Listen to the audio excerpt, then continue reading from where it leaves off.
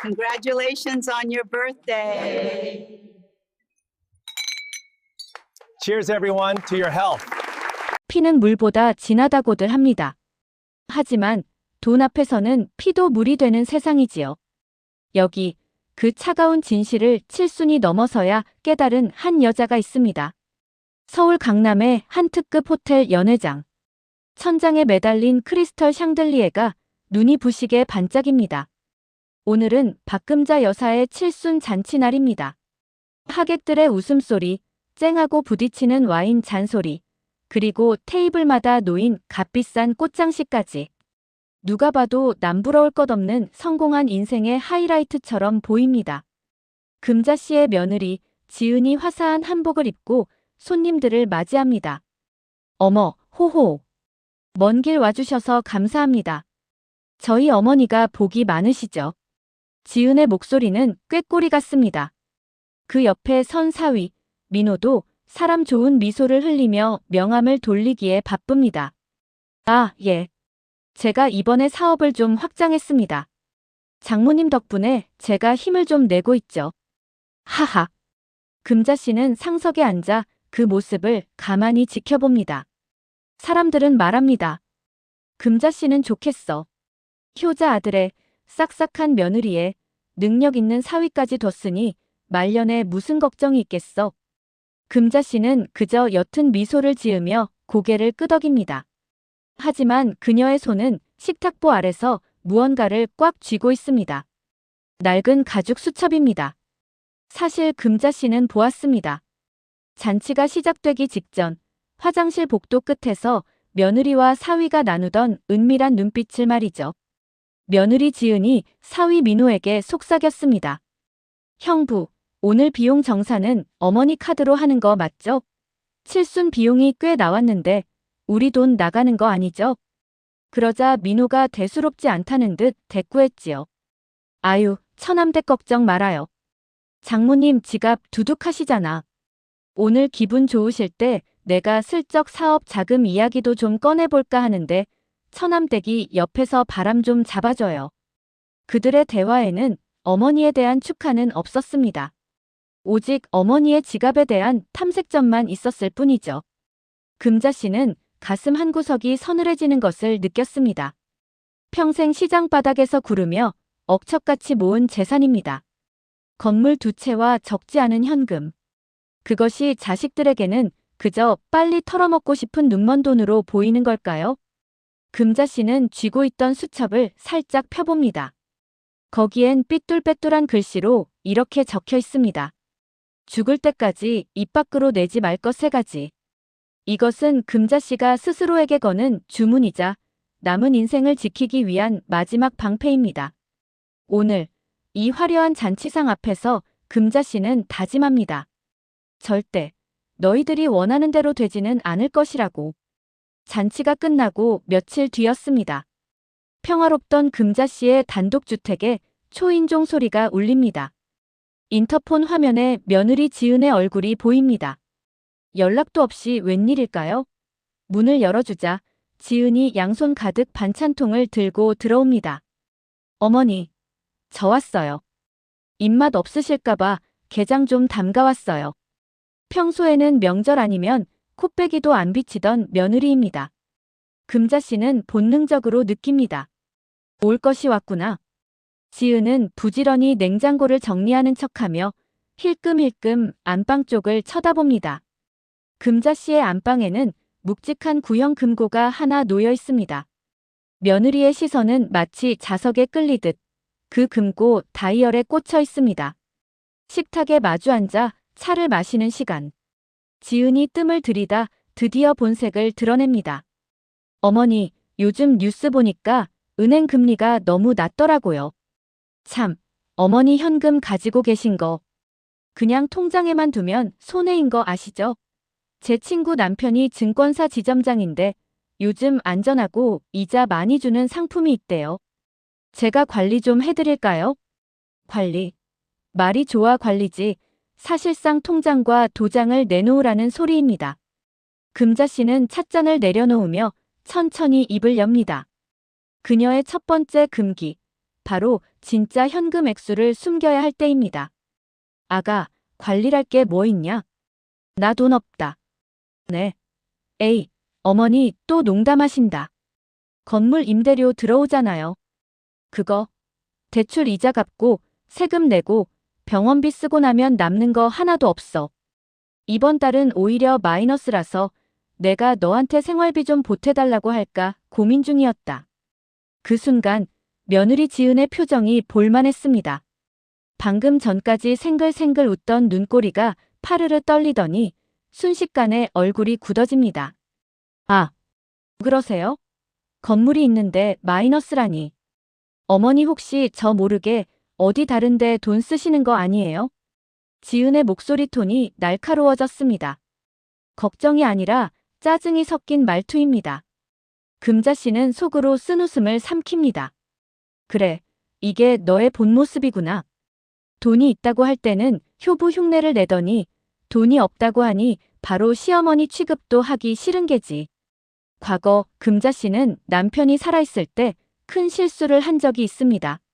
친척에게 통장에 여유돈이 좀 있다고 자랑했다가 돈을 빌려달라는 성화에 못 이겨 빌려주고는 결국 의절까지 했던 기억. 돈이 있다는 사실은 하이에나를 불러들이는 피냄새와 같습니다. 금자 씨는 며느리의 눈을 똑바로 쳐다보며 못을 박습니다. 그러니 아가, 내가 이번 달 관리비 좀 내주렴. 내가 요즘 현금이 영시가 말라서 말이다. 지은은 당황하며 말을 더듬습니다. 아, 어머니. 제가 지금 바쁜 일이 생각나서요. 다음에 다시 올게요. 도망치듯 나가는 며느리의 뒷모습을 보며 금자 씨는 안방으로 들어갑니다. 그리고 금고를 엽니다. 묵직한 철문을 열자 그 안에는 며느리가 그토록 궁금해하던 통장 수십 개와 골드바가 차곡차곡 쌓여 있습니다. 금자 씨는 차가운 금고 문을 쓰다듬으며 중얼거립니다. 미안하다 아가. 이 돈은 내 노후의 존엄이자 너희들이 나를 함부로 대하지 못하게 할 유일한 무기란다. 그러니 절대 이런 한 푼도 알려줄 수 없지. 며느리가 다녀가고 며칠 뒤 비가 추적추적 내리는 밤이었습니다. 이번엔 사위 민호가 찾아왔습니다. 한 손에는 비싼 양주를, 다른 한 손에는 참치회를 들고서 말이죠. 장모님, 적적하실까봐 제가 왔습니다. 오늘따라 돌아가신 장인어른 생각도 나고 해서요. 민호는 며느리 지은과는 다릅니다. 지은이 눈에 빤히 보이는 여우라면 민호는 뱃속에 구렁이가 든 능구렁이입니다. 그는 넉살 좋게 술상을 차리고는 금자 씨의 술잔에 독한 술을 가득 따릅니다. 술이 몇 순배 돌자 민호의 얼굴이 불그스름해집니다. 그리고 슬슬 본색을 드러내기 시작합니다. 그는 금자 씨의 재산이 아니라 금자 씨의 과거를 건드리기 시작합니다. 장모님, 사실 제가 요즘 좀 곤란한 소문을 들었어요. 예전에 장모님이 시장에서 장사 시작하실 때 말입니다. 그때 돈 빌려준 김 사장이라는 사람이랑 뭐 좀 안 좋은 일로 엮였었다는 말이 돌더라고요. 금자 씨의 손이 멈칫합니다. 그것은 금자 씨가 평생 가슴속 깊이 묻어둔 아무에게도 말하고 싶지 않은 치욕스러운 기억입니다. 젊은 과부 시절 돈 때문에 겪어야 했던 수모와 오해들.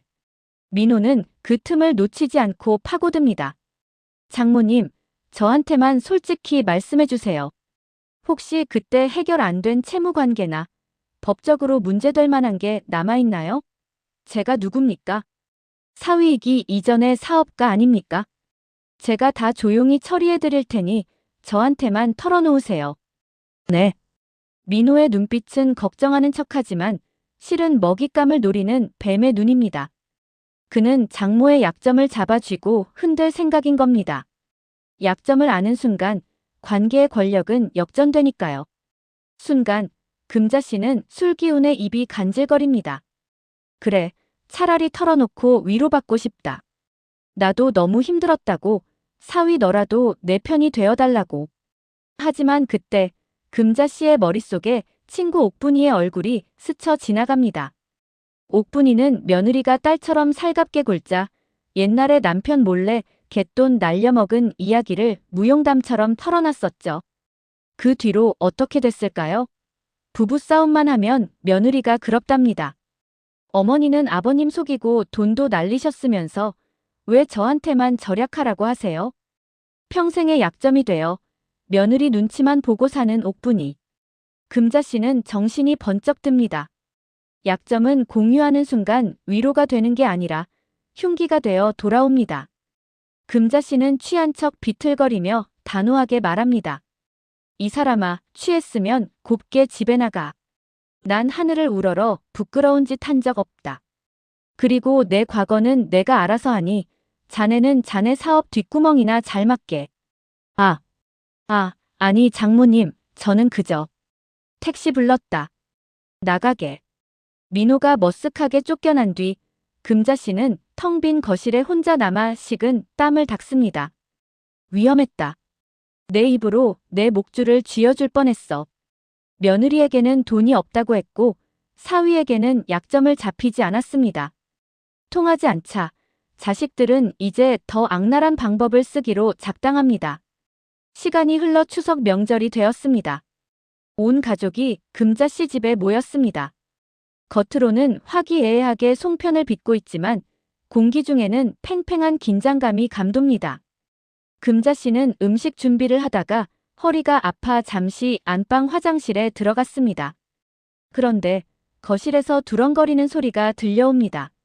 문을 꽉 닫지 않았던 모양입니다. 형부 들었어요? 어머니 요즘 깜빡깜빡 하시는 거. 며느리 지은의 목소리입니다. 아, 그렇지 않아도 나도 느꼈어. 저번에 보니까 했던 말 또 하고 그러시더라고. 이거 치매 초기 증상 아니야? 사위 민호가 맞장구를 칩니다. 금자씨는 변기 뚜껑 위에 앉아 숨을 죽입니다. 치매. 멀쩡한 사람을 환자로 몰아가고 있습니다. 이어지는 대화는 더 충격적입니다.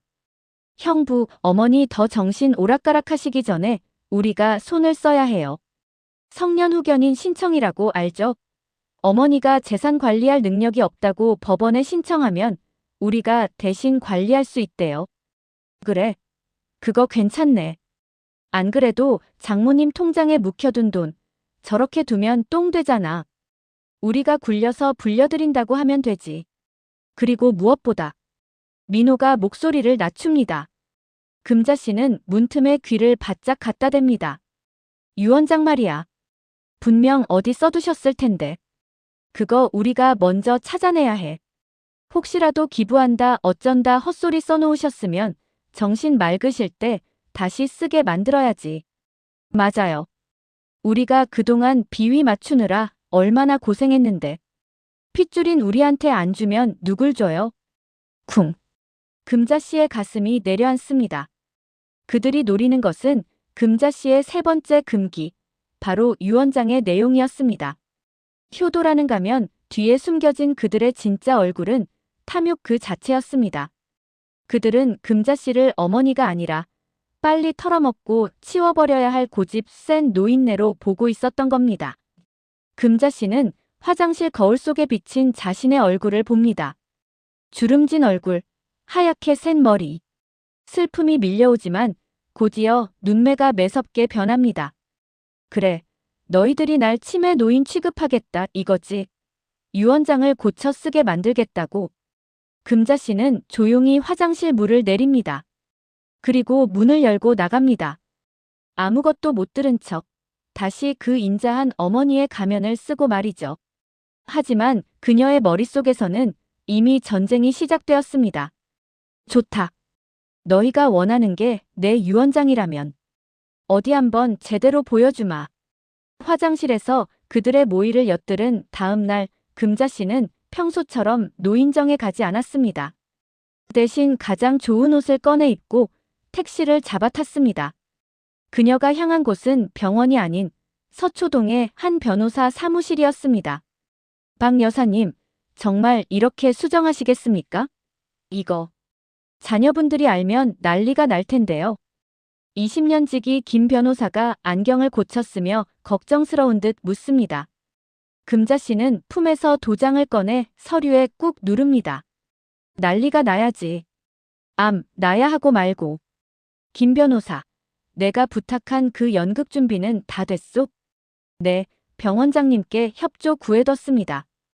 1인실 특실로 비워뒀고요. 그런데 정말 괜찮으시겠어요? 자식들 마음 확인하고 나면 여사님 상처가 더 크실 텐데. 금자 씨는 창밖을 응시합니다. 상처는 이미 골마서 터졌어. 이제는 도려낼 차례지.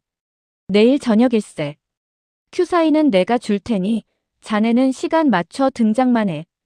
집으로 돌아온 금자 씨는 안방 금고를 엽니다. 그리고 금고 안에 있던 진짜 유언장을 꺼내 다른 곳에 숨기고 그 자리에 가짜 서류 봉투 하나를 덩그러니 넣어둡니다. 일부러 금고 문을 살짝 덜 닫힌 상태로 둔 채 말이죠. 덫은 놓였고 이제 먹잇감이 걸려들기만 하면 됩니다. 다음 날 저녁 며느리와 사위에게 다급한 전화가 걸려옵니다. 금자 씨가 집에서 쓰러져 응급실로 실려갔다는 연락이었습니다. 병원 특실, 금자 씨는 산소 마스크를 쓴 채 눈을 감고 누워 있습니다. 의식 불명 상태입니다. 물론 연기지만요. 잠시 후 며느리와 사위가 헐레벌떡 병실 문을 열고 들어옵니다. 어머니, 아이고 어머니. 지은이 울음을 터뜨리며 침대로 달려듭니다. 하지만 금자 씨는 감은 눈꺼풀 너머로 느낄 수 있습니다. 며느리의 손이 내 손을 잡는 게 아니라 내 환자복 주머니를 더듬고 있다는 것을요. 열쇠. 열쇠가 어디 있지? 지은의 손길은 다급합니다. 그때 사위 민호가 의사를 붙잡고 묻습니다. 선생님, 장모님 상태가 어떻습니까? 깨어나실 수는 있는 겁니까? 아니, 혹시 의사 결정 능력은 있으신 상태입니까? 걱정이 아니라 법적 효력을 묻고 있는 겁니다. 의사 김 변호사의 지인과 고개를 젓습니다. 마음의 준비를 하셔야 할 수도 있습니다. 오늘 밤이 고비입니다. 의사가 나가자마자 병실 안의 공기가 바뀝니다. 울음소리가 뚝 그칩니다. 민호가 며느리 지은을 보며 낮게 으르렁거립니다. 처남댁, 지금 울 때가 아니야. 어머니 저러다 가시면 유산 어떻게 되는지 알아? 유언장 못 찾으면 법정 상속분대로 n분의 1이야. 그럼 나한테 빌려간 돈 못 갚잖아. 형부야말로 무슨 소리예요? 지금 어머니 금고 열쇠부터 찾아야죠. 아까 들어올 때 보니까 안방 금고 문 살짝 열려 있던데 형부가 먼저 가보세요. 전 여기 지킬 테니까. 뭐?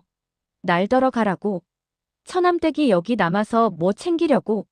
같이 가. 어머니 어차피 의식도 없는데 누가 옆에 있으면 뭐해. 그들은 의식 없는 노모를 침대에 버려두고 서로 먼저 집에 가서 금고를 털 생각에 몸싸움까지 벌입니다. 비켜요. 내가 먼저 갈 거야. 이 여자가 미쳤나? 금자 씨는 산소 마스크 안에서 입술을 깨뭅니다. 설마 했는데. 너희가 정말 바닥까지 보여주는구나. 더 이상 볼 것도 없습니다. 금자 씨가 결심한 듯 감고 있던 눈을 번쩍 뜹니다. 그만들 해라. 이 짐승만도 못한 것들아. 병실이 일순간 정적에 휩싸입니다. 서로 머리채를 잡고 있던 며느리와 사위가 얼어붙은 듯 멈춥니다. 금자 씨가 산소 마스크를 거칠게 뜯어내고 침대 위에 꼿꼿이 앉습니다. 서슬 퍼런 눈빛에 자식들은 뒷걸음질 칩니다. 어머니. 깨어나셨어요? 그래, 깨어났다. 내 놈들이 내 금고 털러 가기 전에 깨어나서 참 유감이다. 그때 병실 문이 열리고 양복 입은 김 변호사가 들어옵니다. 그의 손에는 어제 금자 씨가 도장을 찍은 진짜 유언장이 들려 있습니다. 금자 씨가 차가운 목소리로 말합니다. 너희가 그토록 궁금해하던 세 번째 비밀, 내 유언장 내용. 지금 여기서 똑똑히 들어라. 김 변호사가 헛기침을 하고 유언장을 낭독하기 시작합니다. 본 유언자는 사후 전 재산의 80%를 독거노인 지원재단에 기부한다. 네. 며느리의 비명 같은 소리가 터집니다. 그리고 나머지 20%는 변호사가 잠시 뜸을 들이자 사위가 침을 꼴깍 삼킵니다. 내가 죽는 그날까지 나를 직접 돌보며 내 곁을 지킨 사람에게 증여한다. 단, 요양원에 보내거나 성년 후견인을 신청하려 했던 자는 상속 자격에서 영구히 박탈한다. 금자씨가 사색이 된 두 사람을 보며 싸늘하게 웃습니다. 들었냐? 너희는 아까 내 앞에서 성년 후견인 이야기 꺼내고 나버리고 금고 털러 가려 했지? 그러니까 너희는 자격 박탈이다. 어머니. 오해세요. 저희는 어머니 걱정돼서. 민호가 무릎을 꿇고 매달리려 하자 금자씨가 호통을 칩니다. 내 몸에 손대지 마라.